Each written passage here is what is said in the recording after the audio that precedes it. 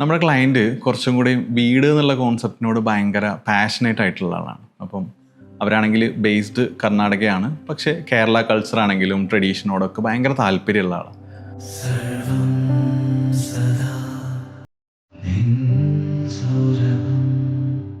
സർവം ഈ ഒരു പേരിൻ്റെ അർത്ഥം തന്നെ എവറിത്തിങ് അല്ലെങ്കിൽ ഹോൾനെസ് എന്നുള്ള ആ ഒരു മീനിങ് വരുന്ന രീതിയിലാണ് ഈ പേരിട്ടേക്കുന്നത്.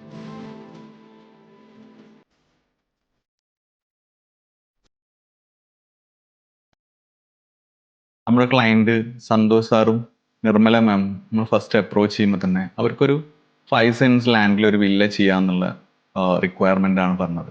അവർ വർക്ക് ചെയ്യുന്നത് ഇൻഫോ പാർക്കിലാണ്. അപ്പം അതിനോട് ക്ലോസ് ആയിട്ടുള്ള ഏരിയയിൽ നോക്കണം എന്നായിരുന്നു. ഇങ്ങനെ നമ്മൾ തെങ്ങോട് എന്നുള്ള ഏരിയയിൽ നമ്മളൊരു 5 സെൻസ് ലാൻഡ് അവർക്ക് ഐഡൻറ്റിഫൈ ചെയ്തു. ഇതിൻ്റെ ഈ ഏരിയൻ്റെ പ്രത്യേകത തന്നെ ഇതൊരു അപ്സ് ആൻഡ് ഡൗൺസ് ഉള്ള ഏരിയ ആണ്. നമ്മുടെ പ്ലോട്ടും അതുപോലെ ഇച്ചിരി ഡൗൺ ആയിരുന്നു. അത് നമ്മളൊരു ഫസ്റ്റ് ചലഞ്ച് എന്നുള്ള രീതിയിൽ അതിനെ റോഡ് ലെവലിലേക്ക് കൊണ്ടുവന്നു. അതിനുശേഷം നമ്മൾ ക്ലയൻറ്റിൻ്റെ റിക്വയർമെൻറ്റ്സ് ചോദിച്ചു. ഇവരുടെ റിക്വയർമെൻറ്റ്സ് പ്രകാരം 4 BHK വില്ല, അതിനകത്ത് കംപ്ലീറ്റ്ലി നല്ല എയർ പാസേജും അതുപോലെ ലൈറ്റ് പാസിംഗ് ഒക്കെ ഉള്ള രീതിയിൽ അത്യാവശ്യം എലിവേറ്റഡ് ആയിട്ടുള്ള ഒരു സ്ട്രക്ചറും വേണമെന്നായിരുന്നു ബേസിക് റിക്വയർമെൻറ്റ്.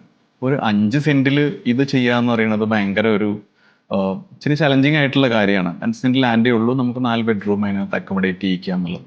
അപ്പോൾ നമ്മളൊരു ഫ്ലോർ അഡീഷണൽ ചെയ്യാന്നുള്ള രീതിയിൽ ഗ്രൗണ്ട് ഫ്ലോറും ഫസ്റ്റ് ഫ്ലോറും കൂടാണ്ട് തന്നെ സെക്കൻഡ് ഫ്ലോറും കൂടെ പ്ലാൻ ചെയ്തു. അങ്ങനെയാണ് ഇതിൻ്റെ ഒരു ബേസിക് പ്ലാനിങ് നമ്മൾ വർക്കൗട്ട് ചെയ്തത്.